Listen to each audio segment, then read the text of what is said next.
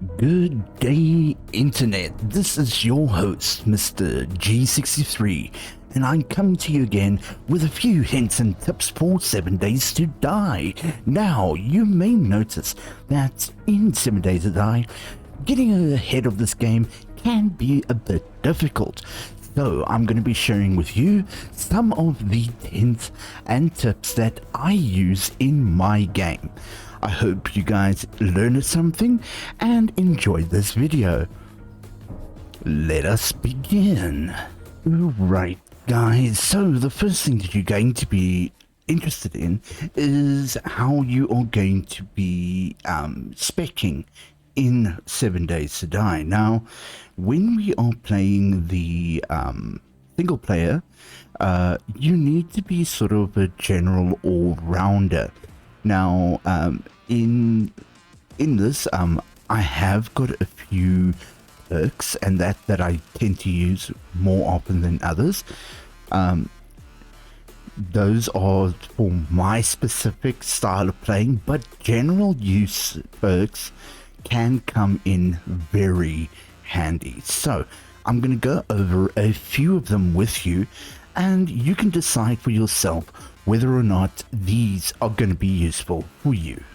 Okay, so as you can see, I have got 45 points to spec, but I'm going to spec approximately, let's say, the top 10, the ones that I use right in the beginning of the game. So once I've gotten to about level 4, you should have 4 to 5 points. Once you hit level 10, you'll then have enough points for these different skills. So the first one that I go for is -69er and Motherload. The reason for this is if you can spec into -69 the first level, you will immediately be able to craft the level 2 axe, the level 2 stone axe. So this means that number one, you do more damage, and you can also mine a lot quicker, and of course your weapon or the axe does not degrade as quickly.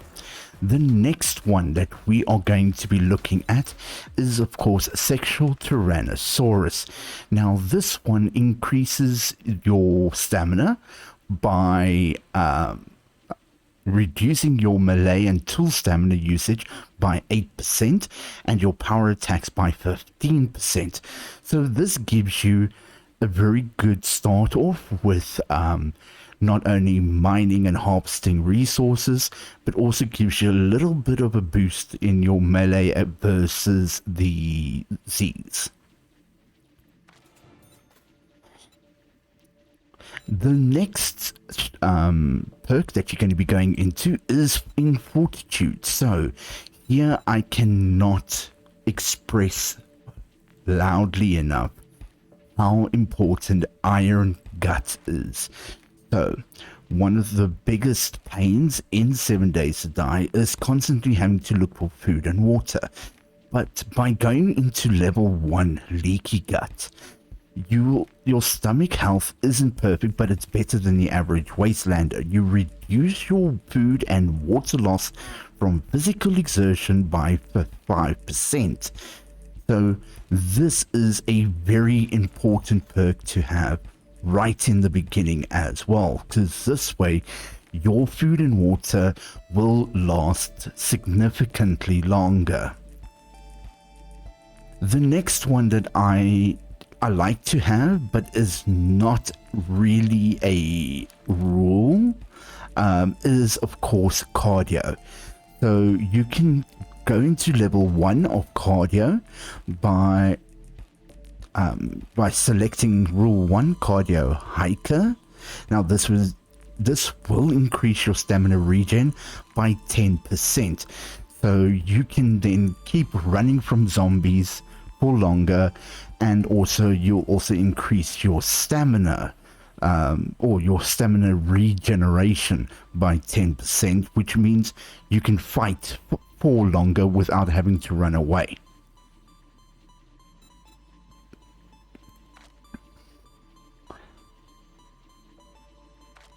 Now, if you are playing as a single player, one of my preferential.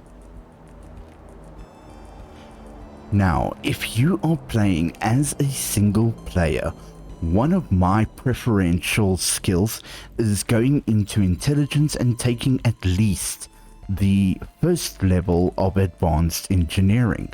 This will immediately allow you to craft your forges and to craft items 20% faster, and you also get a discount on your glue creation. So glue is one of the things that you are gonna need a lot of in 7 Days to Die, so this does give you a complete in-game advantage. So we have now we go over to the perception skills.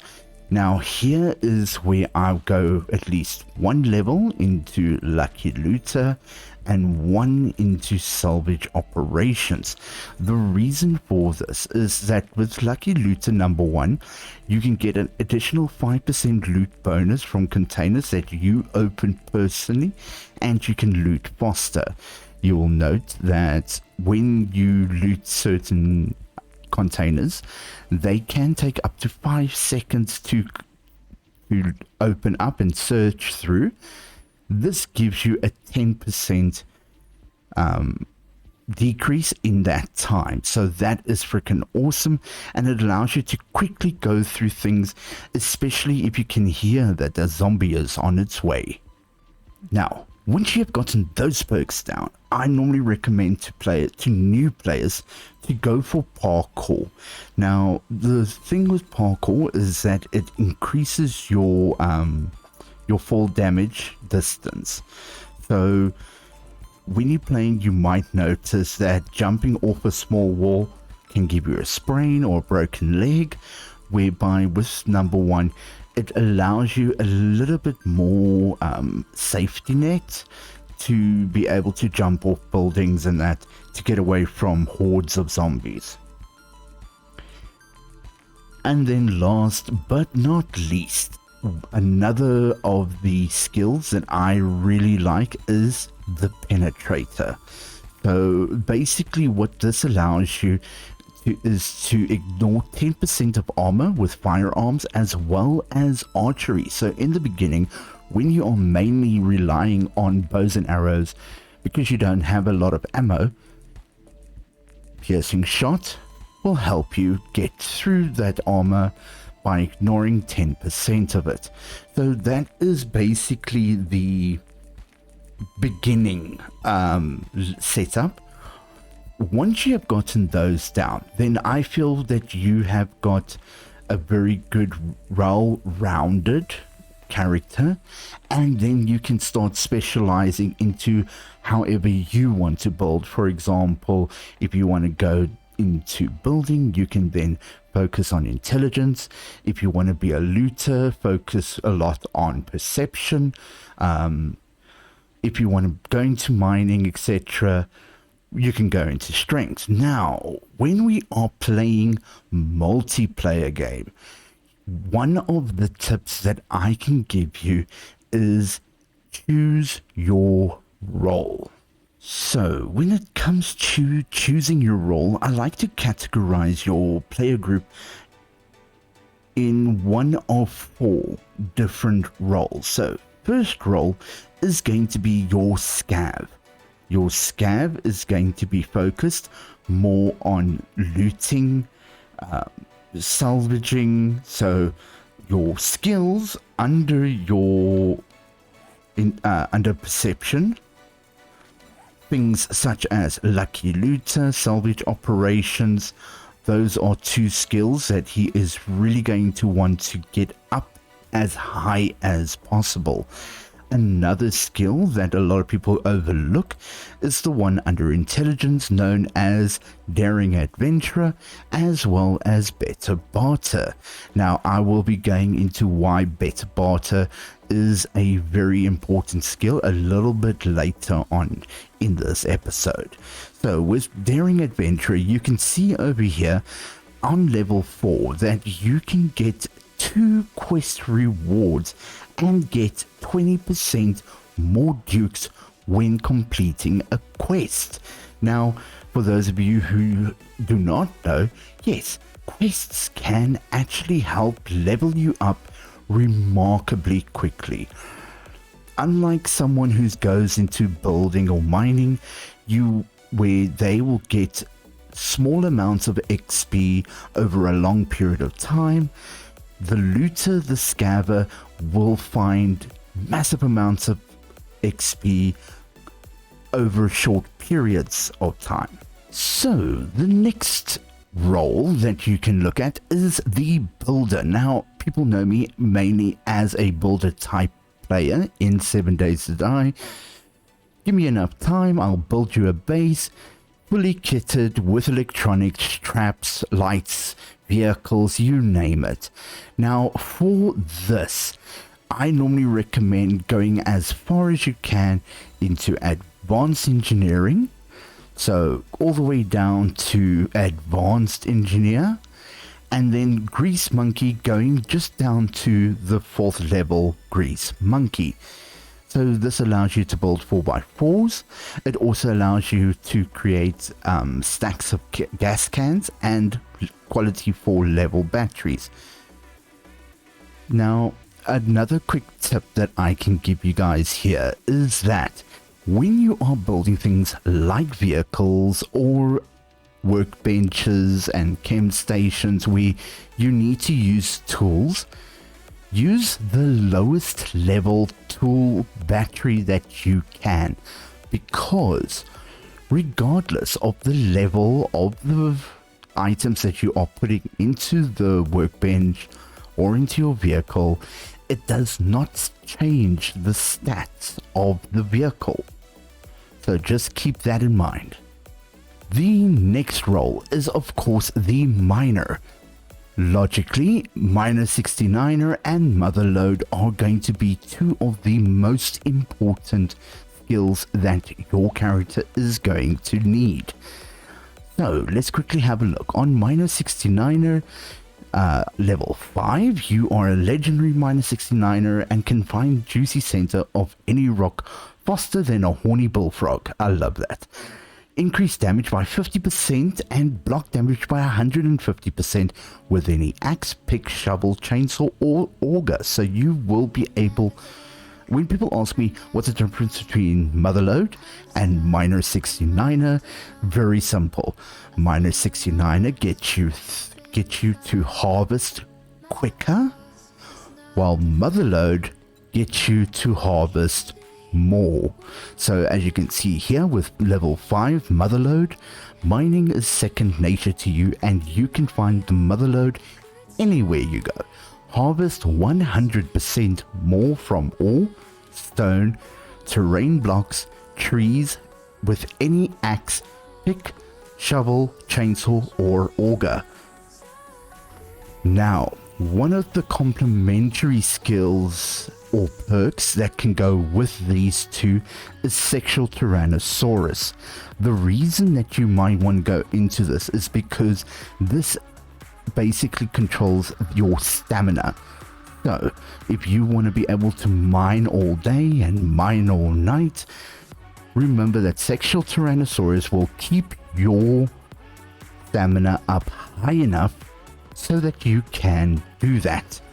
The last skill that a lot of people do not really take much notice of is the farmer. So if you can and you have someone who is a scav and who has a builder, the next one that you really want to get is the farmer. So the skills of the farmer revolve a lot around the Fortitude skill sets, especially living off the land, the huntsman, as well as the strength skill master chef. So basically the farmer's job will be to farm not only the plants and everything, but also focus on hunting animals, killing the zombified animals, collecting rotten flesh, bones, skin, and yeah, basically food. The Going back to the Fortitude skills, I'll explain about the farming and how it's been somewhat nerfed and how you can overcome that at the late stage in this video. So, another skill that I have used, or exploit that I've used over the years, is of course the double dipping. So what is a double dipping? If you do not know what the double dipping is, you've definitely not watched my looting and building tutorial. Please feel free to go have a look at it from the card appearing now. So, what double dipping involves is heading over to your trader, going and getting one of two types of quests. Either you are going to get the the clear zombie quest or the fetch quest.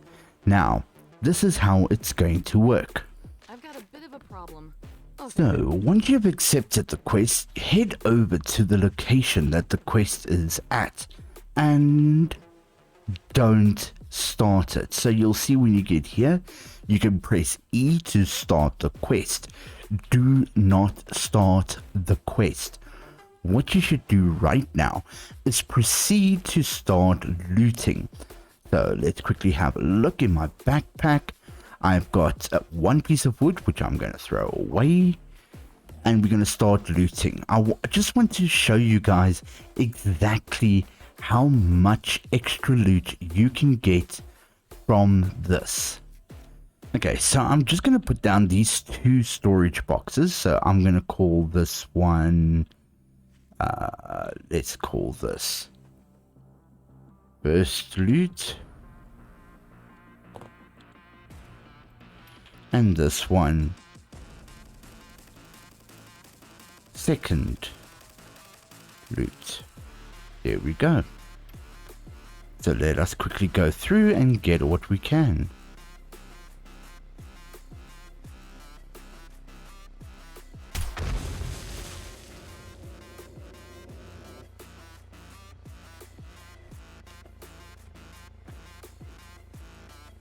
So, when you go through the first loot, do not leave anything behind. There are so many lootable items. For example, you have these little blue sandbags. Now, if you harvest these, you'll get cobblestone. If you harvest these little cement packets, you'll get cement. Trash cans, of course. And if you find any doggos, please harvest them. You will need it. Grab any bags and use a wrench on any electronics.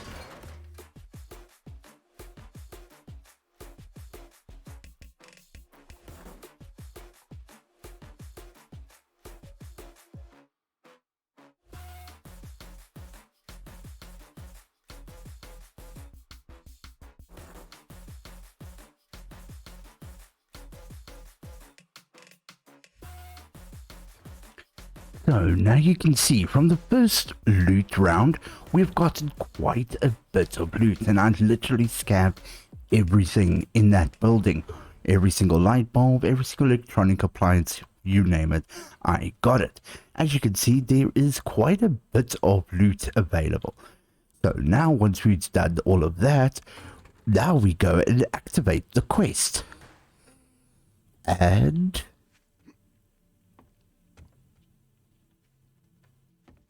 everything has been reset again.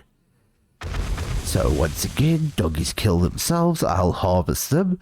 We can harvest the cement and the concrete again. We can grab the dirty fruit, the little piles, harvest the dogs, go again, grab some more loot and carry on.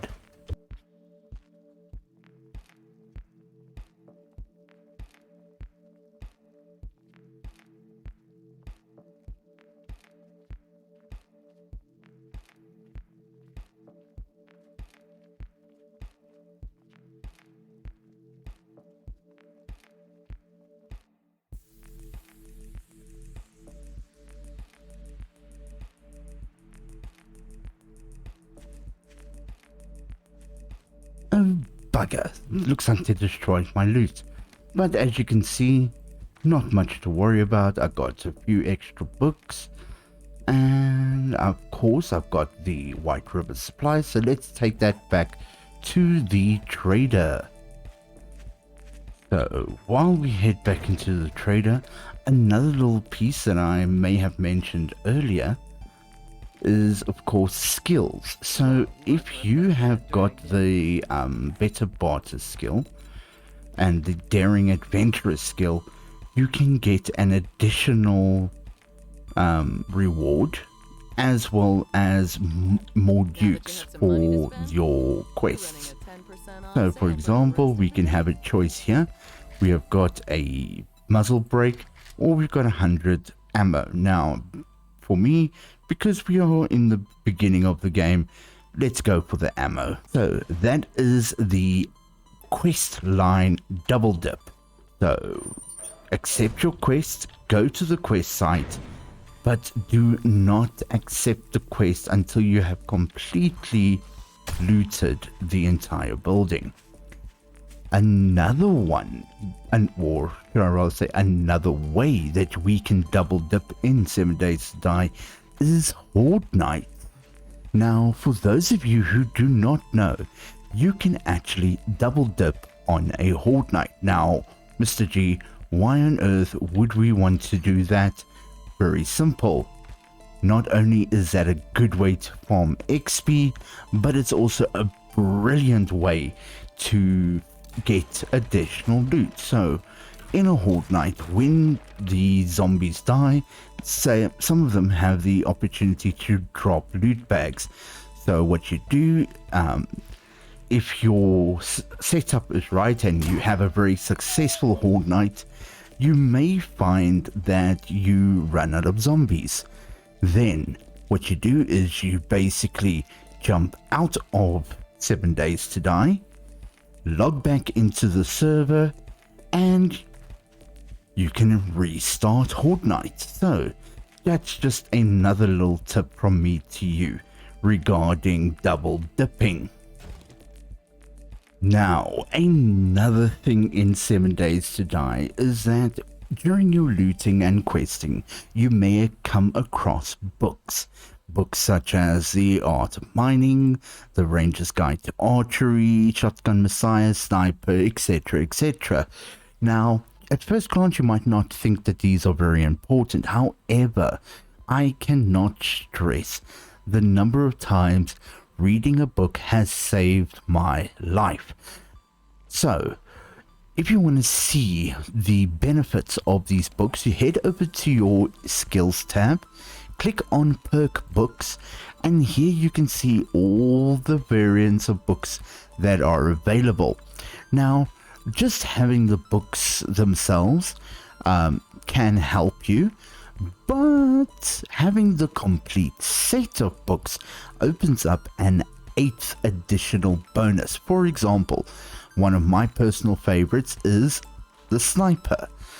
So, as you can see, each volume has got its own specific unlock that it does. So, for example, in volume 1, weapons do 10% more damage, leg shots cripple on number 2, 3 headshots have a chance to stun and a greater chance to dismember. But if you are able to grab every single one of these books, you get the 8th perk, which in the case of Sniper, you can then craft a ghillie suit and you can bulk craft all ammo. Now, you might be saying, well, you know, what's the difference between crafting 100 AP ammo and 100 bulk ammo, or one stack of bulk ammo? And here comes the difference. If you head over to your crafting and you type in, for example, AP, let's go to 7.6, there we go. Okay, so this, in order to craft AP ammo for the 7.62, you need Sniper Volume 6. If we look at the ingredients, you can see we require 2 bullet tips, 5 gunpowder and 1 bullet casing. However, if you multiply this by 100, that comes to 200 bullets, 500 gunpowder, and 100 bullet casings. But if you craft a box of ammo, you only need 160 bullets, 400 ammo, and 80 bullet casings, which means that crafting a box of ammo saves you 20% of your resources. This might not sound like a lot, but when you are crafting approximately 2,000 to 3,000 rounds, that 20% makes a big difference. So go ahead, read as many books as you can. What we do, especially when we're playing multiplayer, we will actually save specific books for our colleagues. So for example, if we got someone out there who is into the looting, well then, lucky looters, go to him. If we got someone who is heavy into the farming and scavenging, we can give him the wasteland treasure. Got someone who's heavy into machine guns or melee, give him batter up. Every single skill has a book related to it. So feel free to read all of these, try and get people to complete the sets, because this will help you get further in the game. Alright guys, then the second last and the last tip sort of come together. So in 7 Days to Die, when you start creating things from the forge, such as forged iron and forged steel, you will notice that you require a lot of clay. Now, one way to solve this is to clear all the clay on the map. However, that's going to leave the place looking a little bit holy. So another way that we can do this is by using the infinite clay exploit. So how we do this is, first of all, you go get yourself a trusty shovel. You go and collect 1 block of wood. Now, if you are at a high enough level, of course, you can go and look at your, I think it's the mother load. Let's quickly confirm. There we go, mother load, yes. If you select mother load, you can see that you can harvest 100% more resources from terrain blocks, which means 1 block of topsoil is going to give you... Oh, okay, let's throw that away because we don't want to mess up the numbers. Let's collect 1 over here. Okay, so that's going to give me 44 clay. Now, what we do is we take this clay and we create a bit of topsoil. So we're going to create 2 topsoil here. Okay, and then we can go and place the topsoil. Now we're going to place it just anywhere. I'm placing it over here so we can see. So there are 2 pieces of topsoil. Now we go and we re-harvest them. So there we go. Now I have 100. So I'm going to quickly place the... okay, sorry. First create some more topsoil. Craft that. There we go. We got our 6 topsoil. Place that down, and once again pick it all up. So as you can see, I have now converted 44 clay blocks into 268, and that is by just repeating this twice. You can use as much clay as you want to increase this amount. So every time you create a topsoil block and then redig it with level 5 mother load, you can expect to get at least 150% more clay. So on to the next one. The next exploit is, of course, well, not really an exploit, but a game mechanic, which is use your traders. Play the economy game, because this will help you get those rare items that you normally would not pick up from the traders. So how we do this, and why I said that the infinite clay exploit can help you, is because after a long period of time you will see that I have been able to create a lot of clay. So let's sell it. So as you can see, one stack of clay is 60 dukes. Now, one thing that you need to know is that you can only sell 3 stacks of any given item at a time. So as you can see there at the bottom, it's saying I'm not interested in that item. So take your clay, take it back to your base, get some stone, make some cement, make concrete, make anything that you possibly can, and sell as much of it to your trader as possible. This allows you to have almost an infinite amount of resources and dukes available to you from the beginning of the game to the end. So there we go. That is the end of my tutorial top 5 tips for 7 days to die.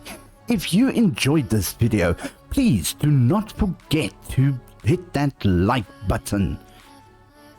If you want to see more of my videos, please hit the subscribe and don't forget to click on that notification button. If you have any other questions or would like to see other tutorials or me going in more depth in some of these tips, please go and leave a comment down below. But for now, all I want to say to you guys is bye-bye.